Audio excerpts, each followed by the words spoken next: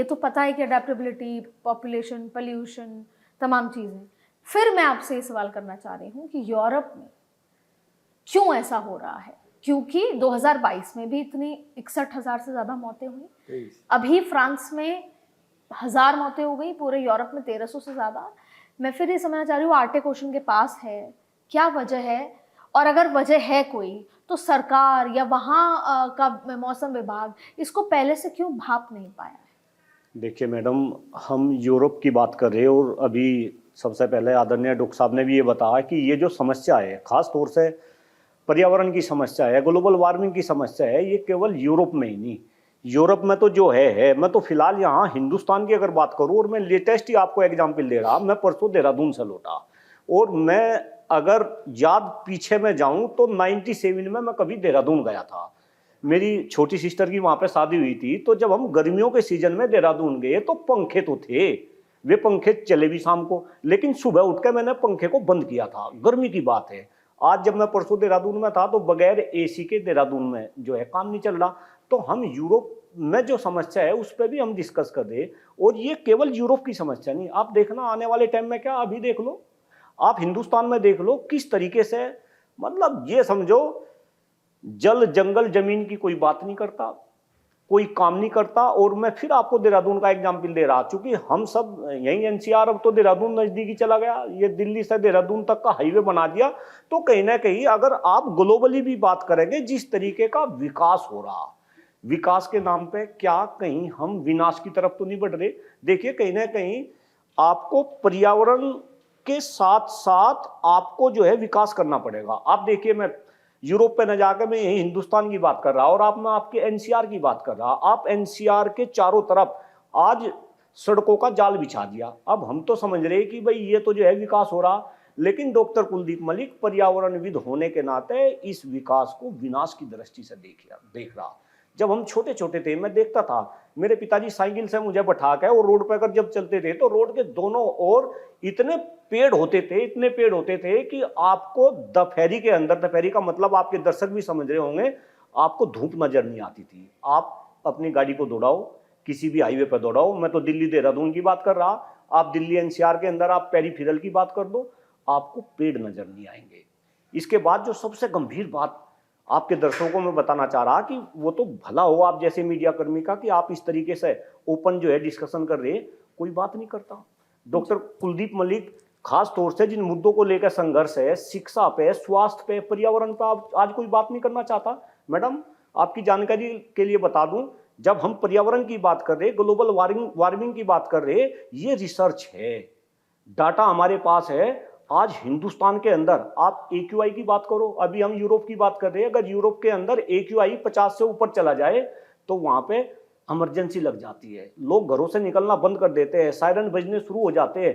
लेकिन यहाँ हिंदुस्तान में तो AQI का मतलब भी नहीं पता। हम तो एनसीआर में बैठ के इस स्टूडियो पे आपके साथ में इस पे डिस्कशन कर रहे, यहाँ का AQI 700 के पार चला जाता है। और देखिए चंबे की बात देखिए, राजनीति में AQI, पर्यावरण, ग्लोबल वार्मिंग कोई मुद्दा नहीं बनता भाई। आप बिल्कुल, तो आप एनवायरमेंटलिस्ट हैं। अब मैं भारत पे आना चाहती हूँ, लेकिन उससे पहले मैं अपने दर्शकों को ही बता दूं कि दरअसल देखिए, हम जो यूरोप का मुद्दा कर रहे थे, 2-3 छोटी चीज़ें हैं। बार बार एल्फ्रेडो इफेक्ट की बात कर रहे हैं हम, बात कर रहे हैं जो हीट डोम इफेक्ट की, डोम हो जाता है और हीट उस पर ट्रैप हो जाती है। देखिए दरअसल क्या है कि भारत में जब 40 डिग्री की बात होती है और वहाँ पर जब 40-51 महसूस होता है, उसकी बड़ी वजह यह है कि यूरोप जो है वो नॉर्थ की तरफ है अर्थ के, और वहां पर आपने कई बार देखा होगा, जब हम घूमने कभी गए, आपके कोई रिश्तेदार गए, आप गए, रात वहां पर पूरा दिन चलता है रात के 9 बजे तक।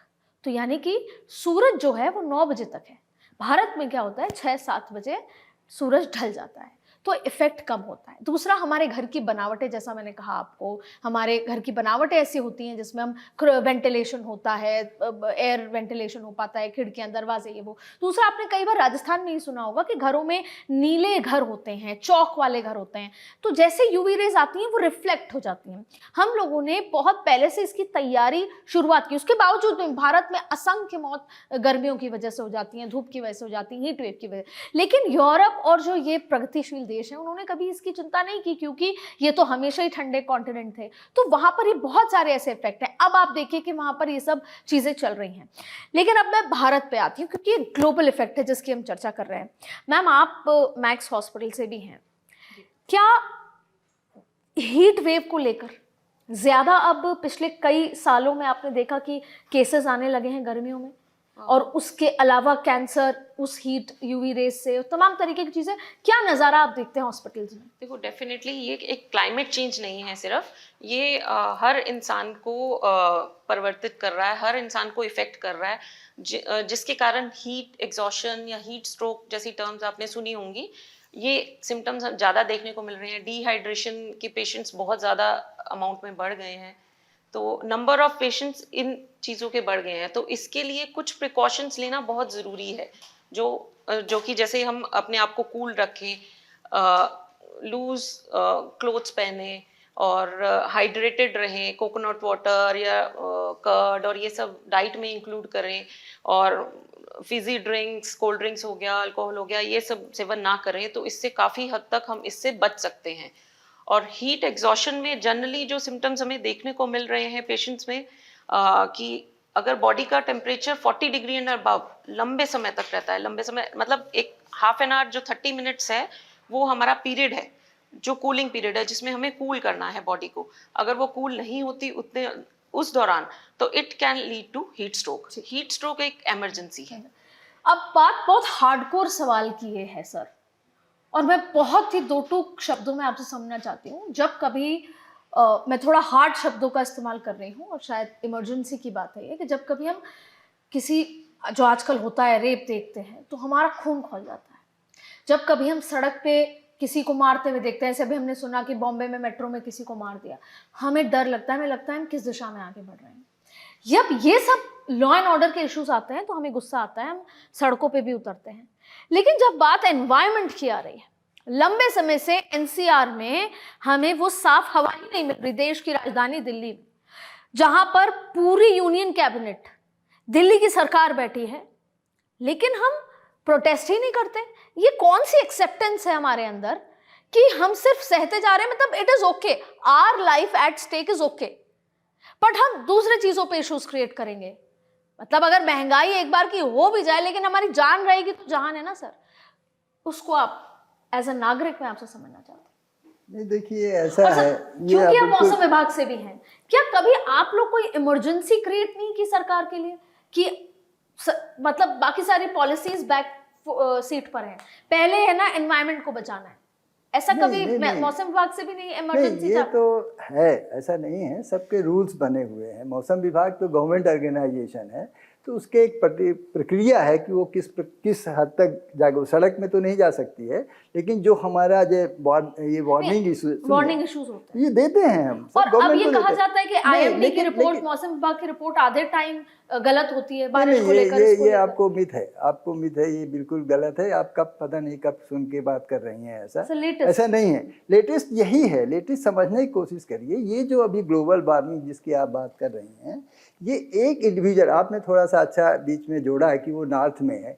ये ग्लोबल वार्मिंग का इफेक्ट अलग अलग जगह पे अलग अलग प्रकार से होता है। जैसे अगर आप पोल पे कह लीजिए तो वहाँ मेल्ट होगी, वहाँ के जो अंटार्कटिका में अगर होगा तो गर्मी होगी, तो वहाँ के बर्फ़ पिघलेगी। ठीक है, तो यूरोप भी एक ऐसा है। यूरोप में जो है, जैसा कि आपने बताया, तो ये एक यूरोप है। इधर आप तो एशिया और ये जो पोलर रीजन है, इनमें एक अलग इम्पैक्ट हो रहा है, बिकॉज ऑफ द अर्थ।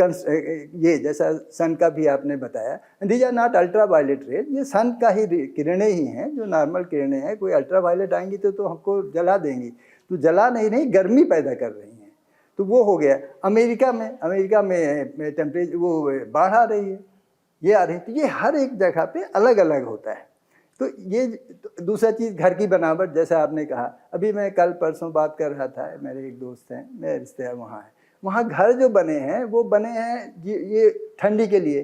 तो जो सीडलिंग की जाती है वो ठंडा, वो जो है कि इतना टेम्परेचर होगा तो गर्म रहेगा। कह रही हूँ, कुछ समय पहले कहा गया था कि इस बार गर्मी आएगी जबरदस्त, वो ला नीना इफेक्ट, ऐसा जबरदस्त गर्मी। अब ये कहा जा रहा है कि सूखा पड़ेगा। फिर कहा जा रहा है नॉर्थ ईस्ट में जबरदस्त बारिश आएगी, फिर कहा जा रहा है मॉनसून डिले है। तो इसलिए कहा जा रहा है कि मौसम विभाग ने पिछले कुछ सालों में जो कुछ भी कहा वैसा इम्पैक्ट देखने को नहीं पड़ा। अभी नॉर्थ ईस्ट में क्या हालत है आज? बाढ़ है सर, बाढ़ है। कितनी बाढ़, कितने लोग मर गए?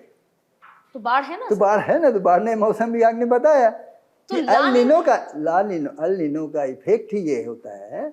वो भी एक जो अल नीनो एक अलग मुद्दा है, अल नीनो सूखे की अलग मुद्दा नहीं है। ये जो ग्लोबल वार्मिंग है तो ये तो गर्मी बढ़ा रही है, वो भी गर्मी बढ़ाता है। अल नीनो क्या है, जब आपका पानी जो है समुद्र का गर्म होता है तो वो अपने पृथ्वी की तरफ, माने उसका भी अलग अलग भारी हो जाती है। पृथ्वी की तरफ जब गर्म पानी आएगा तो पूरा सिस्टम चेंज हो जाएगा। जो हमारा क्लाइमेट, वो जो वेदर सिस्टम है, हवा, क्योंकि पूरा वेदर सिस्टम जो है हवाओं के ऊपर निर्भर है, जो ट्रेड विंड हैं वो बदल जाएंगी, टेम्परेचर बढ़ेगा। तो ये सारी चीज़ें जब होती हैं तो ये थोड़ा प्रिडिक्ट तो नहीं कह सकते कि मुश्किल होता है, प्रिडिक्ट तो किया जा रहा है, लेकिन कितने हद। दूसरा चीज़, ये जो ला नीनो, तो अभी ग्लोबल वार्मिंग जो यूरोप में भी हो रहा है, प्लस ये इसका भी इफेक्ट है। एक बेस तो वो हाई है, इसके ऊपर ये है। दूसरा घर का कंस्ट्रक्शन वहाँ, अब आप देख रहे हैं, जब पहले तो ठंडी के लिए बने हैं, अब जो है उसमें शील्डिंग है, वो टेम्परेचर जो है जिसे गर्म रखें। अब होता क्या है कि इस गर्मी की वजह से और गर्म हो गया।